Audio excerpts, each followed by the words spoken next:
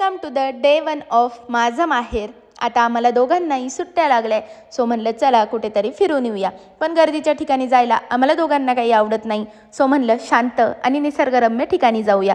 मग आम्ही निघालो आमच्या गावाला। सकाळी सकाळी लवकर निघालो तरी पण उशीरच झाला। मग भाऊ घ्यायला आला। घरी आल्यावर एवढं छान वाटत होतं की तुम्हाला काय सांगू।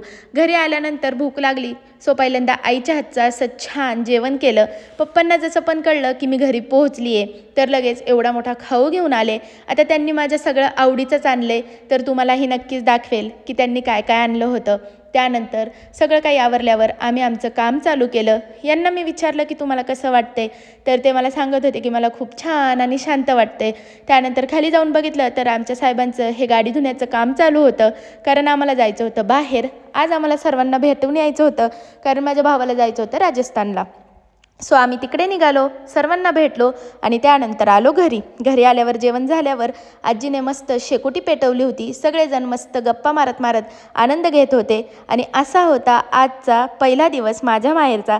तुम्हाला व्हिडिओ कसा वाटला ते नक्की कमेंटमध्ये सांगा आणि आवडला असेल तर लाईक करा, शेअर करा, सबस्क्राईब करा।